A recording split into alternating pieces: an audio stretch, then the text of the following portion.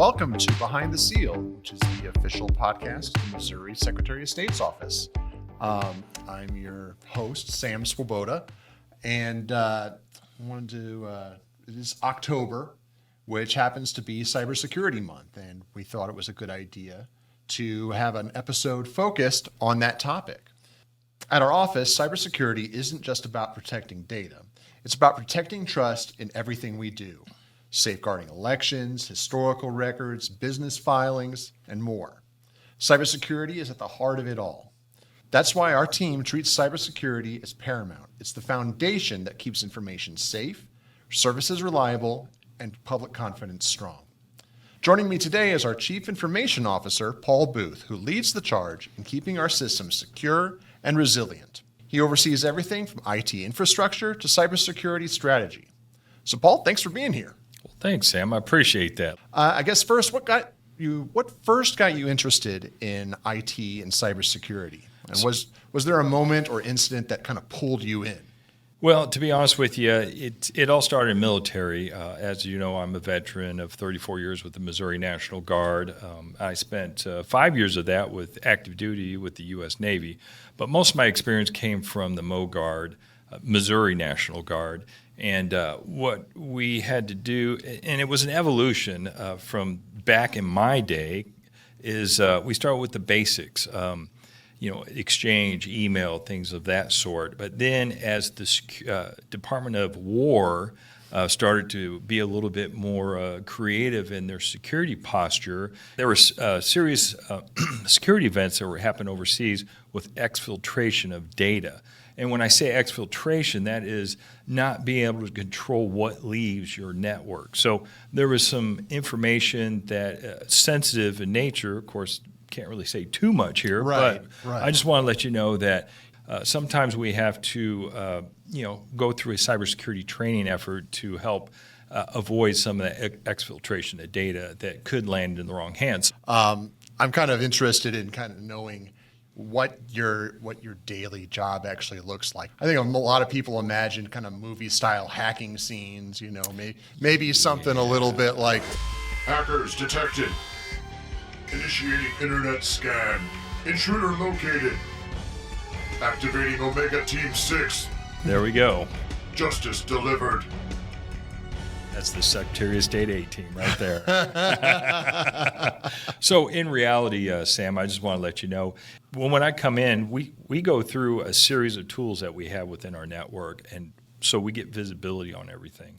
You got firewalls, you got intrusion protection systems. I mean, there are geo-blocking that we got from third world countries to make sure, China, Iran, some places in Iraq, Africa. I mean, there are many places that try to somehow, break down the barriers that we have put up for defenses.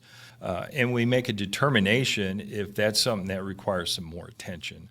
And so I need to make sure that everybody's on their toes when it comes to incident response.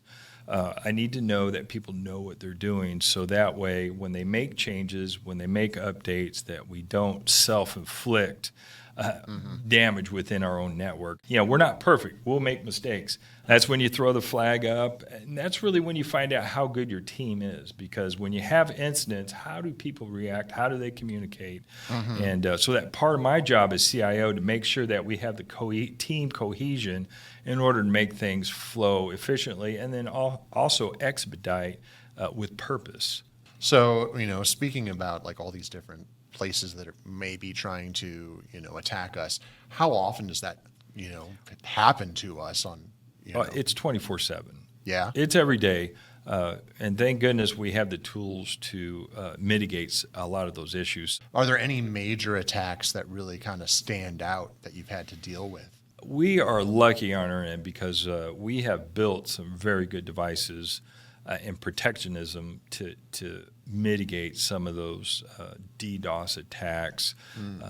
And when I say DDoS, I'm talking about multiple machines trying to go to the website at the same time over and over and over and over again. Artificial intelligence, bots, you talk about a whole new frontier of trouble. That is just right on top of things. And so we, as cybersecurity professionals, have to deal with that. So quantum computing, that's another thing. If that ever gets to a point of production, anything that is secure traffic, so far as SSL, and when I say SSL, I'm talking about secure traffic between a web browser and the server. A lot of times they'll do a little handshake between each other. Right. And then they'll use an algorithm and they'll go ahead and do so it's encrypted traffic back and forth. Well, with quantum that comes up, all that gets hacked. Boom. That goes away. So there's a whole new challenge going on for future cybersecurity administrative type professionals. And hopefully I'm not going to be around that long to worry about it. You mentioned that we're protecting from threats on the outside, but we also have to make sure that we're mitigating risk from the inside. What are we doing at the Secretary? What are some things that we're doing here at the Secretary of State's office in order to do just that? So some of the things that we're doing is we're implementing a training program, cybersecurity program that includes email. So as you know, email is the biggest vector for nefarious characters to compromise an internal system. What we have done is, based on anniversary date of the employee, we go ahead and assign them their security modules to go ahead and go through their training program. This way, it keeps everybody refreshed. We try to refresh individuals on their security platform, so that way they have an idea that, hey, this email looks suspicious. Here's some of the guidelines on the email, the header information, who's it from, is there a misspelling in the body, what does the subject say, do I know this person that's actually sending me the email, and then if there's any question or anything like that, then we allow them to phish the actual email, so that way it comes to our office and we can go ahead and review it. So now, we do have a couple training programs. So we do push a yearly cybersecurity program, and we kind of like a glorified Friends cybersecurity videos to kind of make it fun. And then we try to, not too many answering questions, but to watch videos and scenarios involved with potential issues. Sharing of passwords, clicking on nefarious links and not knowing it. The other thing is, sticking your thumb drive in there or plugging your phone in to charge it. That's another huge risk right there. So, it's funny, you talk about mitigating risk, and risk really is the key to everything that we do within this organization. At what level of risk are we taking when we open up a website for millions of Missourians to access, the website to get the information you need from the Secretary of State? Right. And with that, we have to put in some mitigation in there to make sure that nefarious bad actors aren't getting involved. So it's a challenge. The other thing is that we also have the IT employee handbook to make sure that, hey, when you come in here and sit at your desk, like your laptop, and you're logging in, these are expectations, because things are sunshineable. The access to a laptop or a desktop, and when you get on the internet, you are opened up to the world. I mean, you are opened up to the world. And it's no longer safe and secure, and this is my own little space. Nobody sees me, and I can do whatever I want to do. That is not true anymore. Absolutely not true anymore. So I do try to iterate within our training that, hey, you know what? This is an open book. You post anything. You text anything, you email anything, Facebook, Instagram, any other social media platform, it is there for life. It is there for life. And I kind of feel sorry for some of the generational kids that are growing up in that social media area, because I think sometimes it comes back and bites them a little bit. Oh, yeah. I guess I'm okay so far. So one of the things I want to ask is, we're talking about what we're doing here internally to try to mitigate risk, to stop cybersecurity attacks. The common citizen, what do you feel is like the most common mistake they make online? When you ask me what people do that probably should pay attention a little bit more or be self-aware, That is the stuff that you download every day on your personal laptop or your phone, because there's always nefarious items out there. So what do you do to mitigate that? Because that's a huge risk. Yeah. And those are things to think about. So the cloud is nice. There are benefits to it. But at what point, are you willing to sacrifice if you get dropped? Can you go for 6 days without connectivity? Oh, yeah. Yeah. But anyways. Well, you mentioned like passwords are kind of a big deal. Maybe people aren't making them secure enough. Maybe people are reusing the same password over and over. So at some point, and I know the Department of War already does this, their cards right here, they put them in their computer. It's a certificate saying this is me. So there are 3 parts that we need: something you are, something you have, and something you know.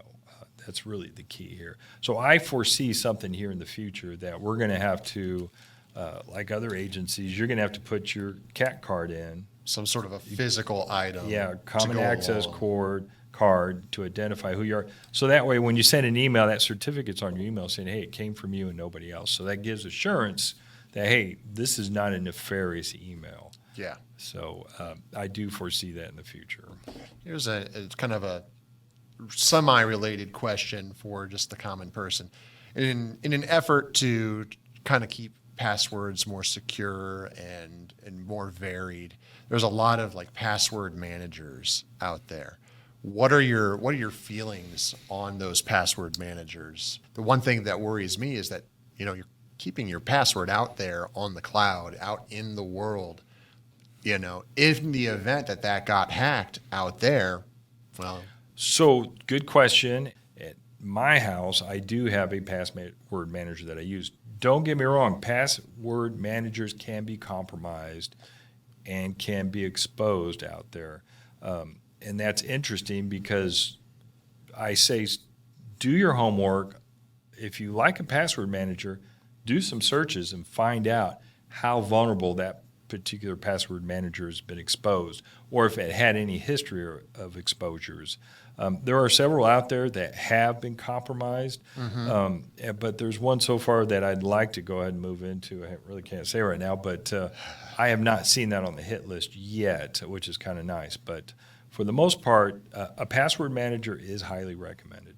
Good. So Gmail, or Google, I should say, they do offer for free, because I've seen it, where they'll do a background on the dark web to see if your email account has been compromised or if your password's been compromised. So I know Google does that. I know other browsers will offer that also. So that's a good thing, because the dark web, if they get your information, they'll sell it.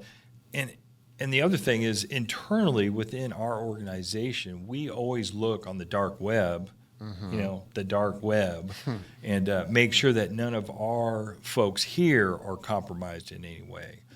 So that kind of gives us a heads up on the intel side to make sure that we, have a heads up on any kind of potential leak or anything of that sort. So you hear the term dark web a lot, just on the news. What is that? Is it physically separate from like the regular web, or is it? It is. It uses a different browser. It's a whole new encryption algorithm technique. I personally have not dug into the dark web. It's a kind of a scary place because everything's out there, like bad, good, indifferent. It's all out there. You want to buy stuff, you just make a choice. So it's out there, but we have people that internally here that give us feedback on the dark web on a kind of compromised email address or password within our organization, and also reflective on our phones too. So got a story to share on this. So I get this message back saying, hey, this person, this phone number, found it on the dark web. I said, well, oh. And they thought it was one of our folks here, Secretary of State. And I thought, well, let me check it in. Or check it out. And so what I did is I looked at the name, but no record of the name at all, right? So I'm like, okay, nothing that I could ever find here. So I just called the number. This poor gal answers, right? She goes, hello. And I said, hey, I identify myself. I say who I am. And I said, oh, by the way, I found your number on the dark web. Oh. And she was like, What? She goes, I was wondering why I was getting so many phone calls all the time.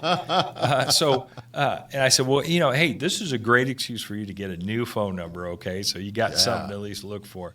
So I just, to let people know, the general population also externally, that, hey, nothing's secure anymore. All that information's out there. And it's funny because I'll digress a little bit more into PII, personally identified information. Yes. We think our birth date and all this stuff is all good. Well, I got an app on my phone for all my medical stuff. Great tool. Perfect. Get in there, pay my bill. Hey, here's my appointment, all that. Oh, and I get something in the mail. Hey, guess what? We got compromised, and you'll get a free My ID or, some kind of background check to make sure your accounts aren't exfiltrated or something like that. Yeah. And I was like, okay, that's great. So basically all my PII has been exposed, right? So it's out there. My father's stuff out there. Being in the Department of War years ago, back then DOD, they had a hack on the Office of Personnel Management. So all our information got taken. And when you go through a security clearance, all that information is taken too. So, is there a PII? Great question. You hope, but And we still exercise PII here locally within our organization. Yeah. It's a very serious effect. I know DOD, when there was a violation of PII, that was kind of a big deal. I mean, people lost money, got thrown in jail, something. Oh, yeah. Yeah, it was pretty serious. So absolutely. So if you could make every listener who's listening to this podcast change just one digital habit in order to help mitigate their risk, what would that be? Track your passwords, track your username, track your checking accounts, social security numbers, anything that you can do to protect yourself from the dark web. Because right now everything's exposed. And I'm not saying exposed intentionally. I'm just saying there have been compromises. So poor security. People find a way to, hack into these databases, and they're huge databases, millions and millions of people of their personal information, exfiltrate it and they go around, they'll take all the credit card information or whatever they got, and they'll try to sell it on the dark web. So they get so much money for a credit card or so much money for birth date and social security numbers. I mean, it is a thriving business, and with AI kicking in also, it just makes it even more of a challenge to keep your stuff secured. So I do let folks know that, hey, you need to pay attention. Technology's here. If you're not up to speed on it, I'd strongly suggest you either pay somebody to keep you safe or, get some situational awareness within your environment. So AI is the next frontier. I am telling people right now, AI, you think whatever you put into AI, it goes in and it gets used. There is nothing sacred about it. It's large language models. It will take whatever you input and it will use it. So I will steal things from you, and you'll even give me permission to do it. So speaking of AI here. Artificial intelligence detected. Outer perimeter breached. Countermeasures activated. Oh, I like that. Activating Omega Team 6. There we are. Justice delivered. Nice, Sam. That looks good. I like that. Well, before we have you go, I do want to ask, we have some of that training here within the Secretary of State's office. Is there any sort of training you might recommend for just the average citizen? Like my kids currently are at the age where they're starting to get on the internet. Mm-hmm. My son is kind of a gamer, and his head's always in a screen. Yep. What would be, some good opportunities to help bring them up to speed on the current state of parental controls? Obviously, super important. Mm-hmm. You got to watch your kids, and you got to watch what they're looking at, because after all, you do know 2 + 2 = 5. And if I say it enough times, you're going to shake your head. Yes, it is. So parental controls, there is a ton of information out there. The FBI has stuff out there. CISA, the Cyber Information Security if I get these acronyms right, there's so many out there.